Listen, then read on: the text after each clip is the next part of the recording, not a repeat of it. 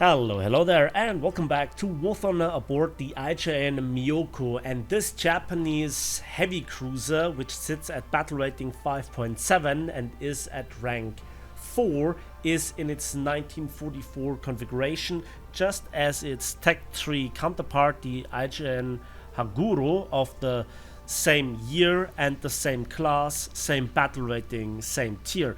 But so we have here the first premium cruiser in our journey through the 5.7 heavy cruisers. This is the fourth video in this mini series, and I hope you kind of enjoy this journey.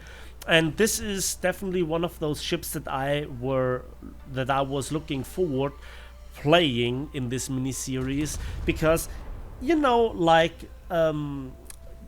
guys know that I like my DPM, and this has the highest DPM of all the cruisers in the comparison of all the heavy cruisers, that is, with 50 rounds per minute coming from the 10 8-inch guns firing every 12 seconds. This is not just the highest DPM, but also the joint highest sustained rate of fire. And we have no real ready racks.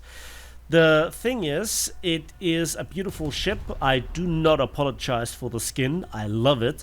And I also love the overall appearance of those ships. They are really long, they are really powerful, and yeah, there's just something about those inherent thing of the Japanese designing things when it comes to their ships.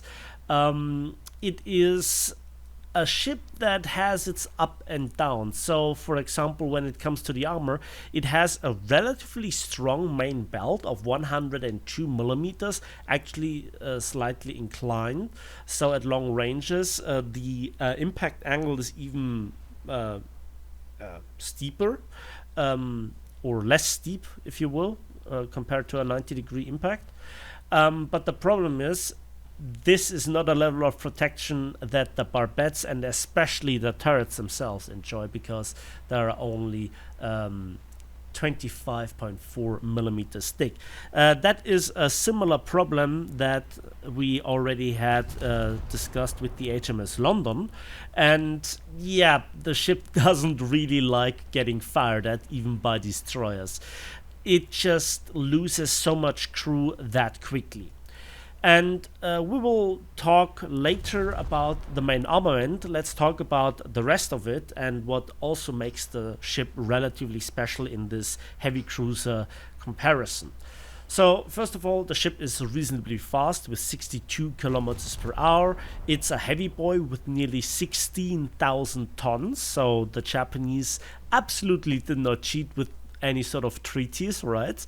And the thing is that we have as the secondaries 4 twin 5-inch mounts, so 4 5-inch guns per side, but they only have time fuse. They do not have the highest rate of fire, so they are far away from the performance of any sort of 5-inch 38 on any US light or heavy cruiser.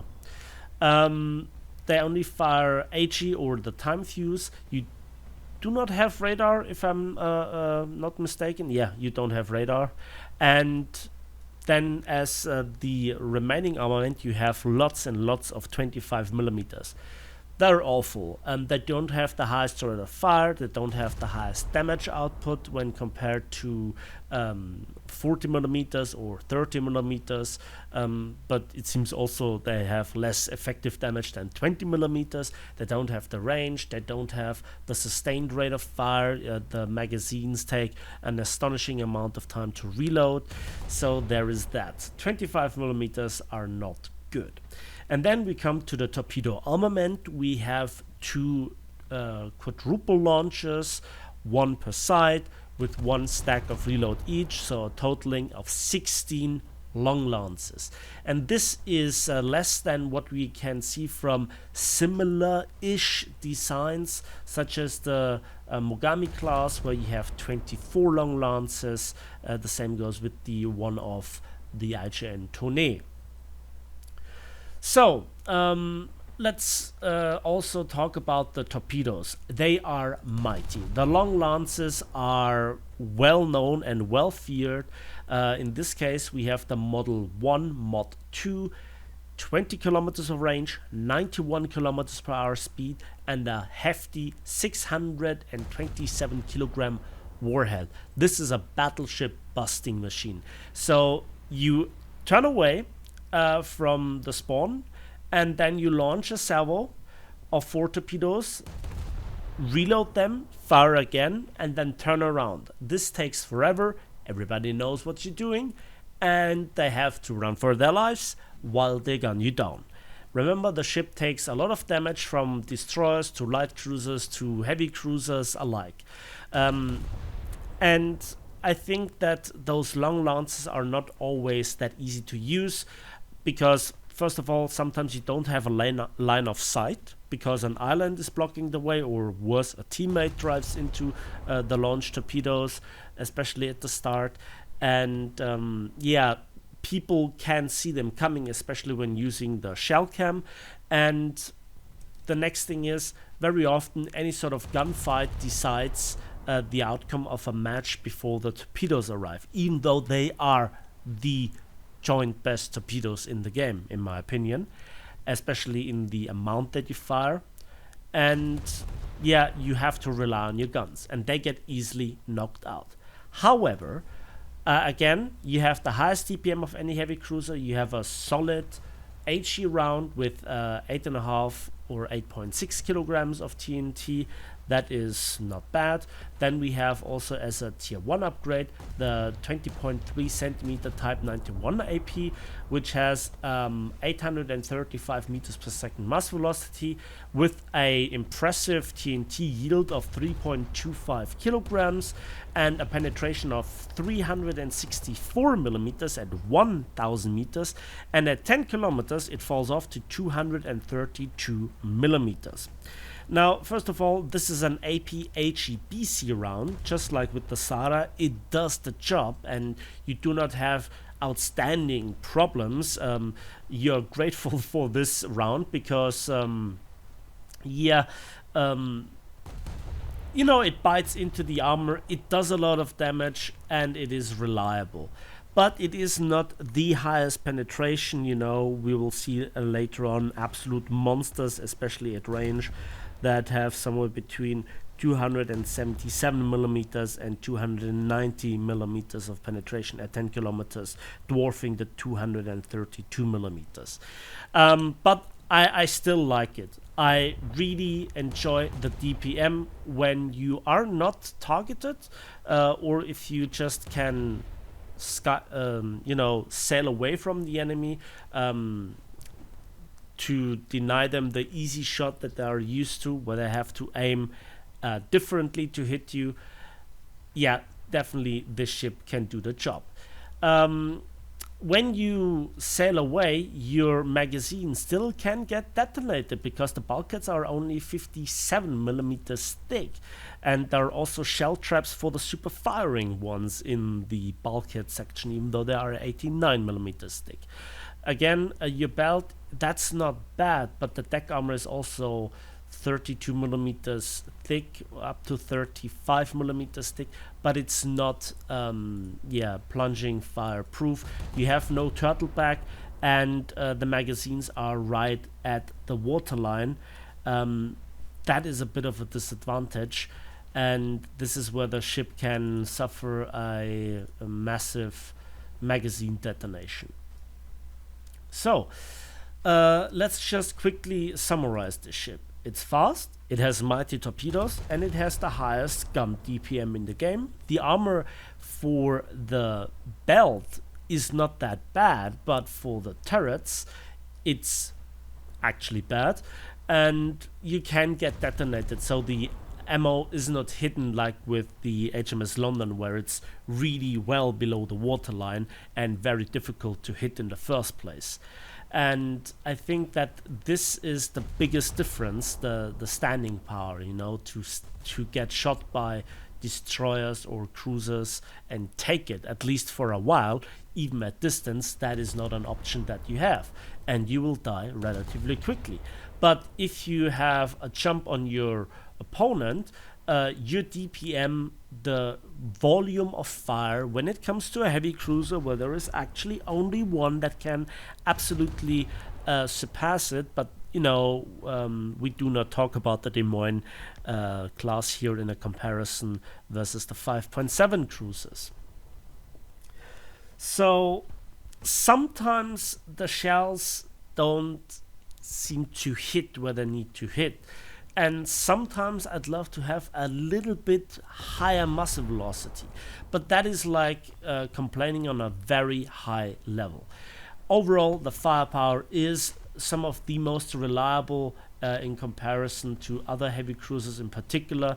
Also, there is a funny thing in the tech tree, because at the same battle rating, we have the IJN Furutaka in its 1942 configuration, and we also have the IJN Aoba, both lead ships of their respective classes, and they have the same guns but only 6 and not 10, and they're not at 5.3 but at 5.7.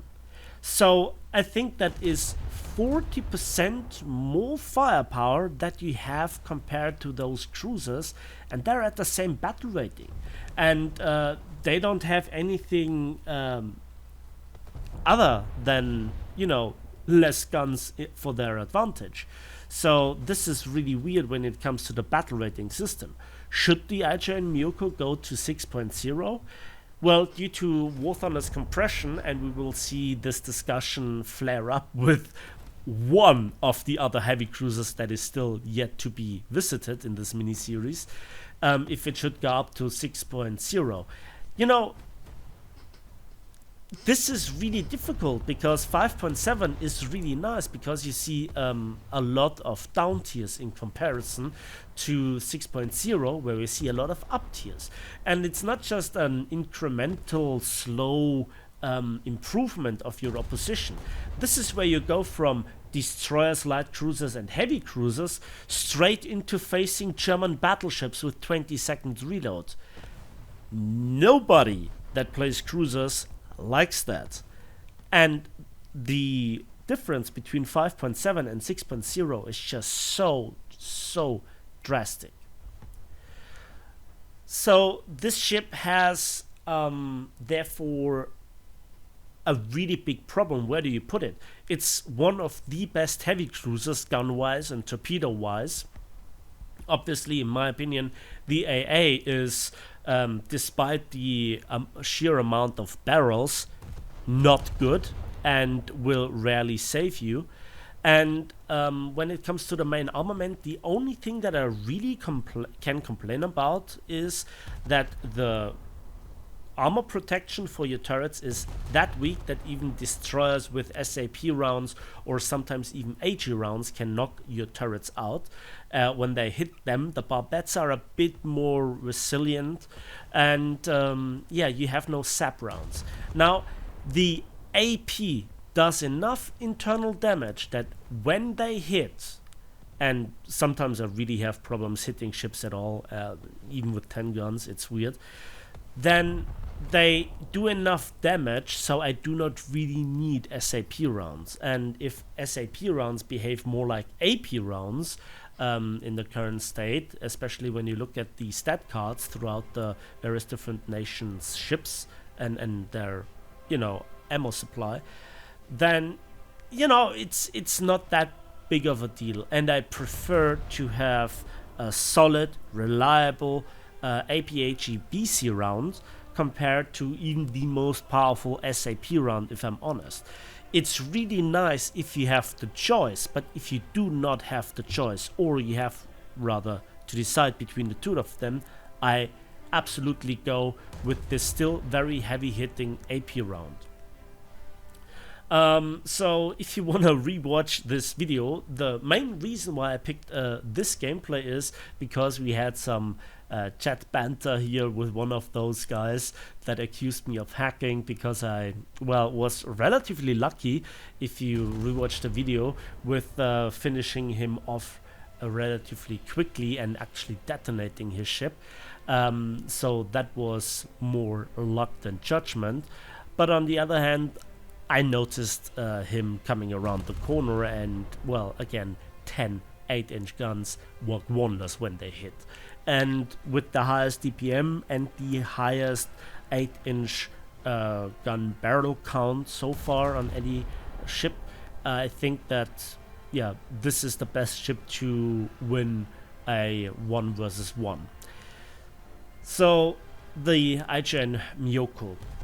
One of the big problems that I have is that the torpedoes are so good that they are useless. You should never rely on them. As I mentioned before, the map design, when you spawn and get caught in a traffic jam, you know, you have your fair share of problems. Overall, I think that this ship has many disadvantages and many advantages that make it, in my opinion, still balanced and good. It faces problems like, I think, the majority of heavy cruisers, that when they face battleships and battle cruisers, they have a really hard time. There might be exactly one exception to this rule, and gladly, due to the battle rating of 5.7, we do not see battle cruisers and battleships that often. In the future, if Gaijin decides to go the right way, we might see more duels versus pre-dreadnoughts, and versus them, you know, it's Alpha Strike versus DPM, because you can still hurt them, and that would be really cool in the future. So I hope you enjoyed this video. Please give it a like, give it a subscribe if you want to see more. Let me know in the comment section what ship you want to see next, and we'll see each other as usual on the battlefields, in the skies, and on the waves of War Thunder.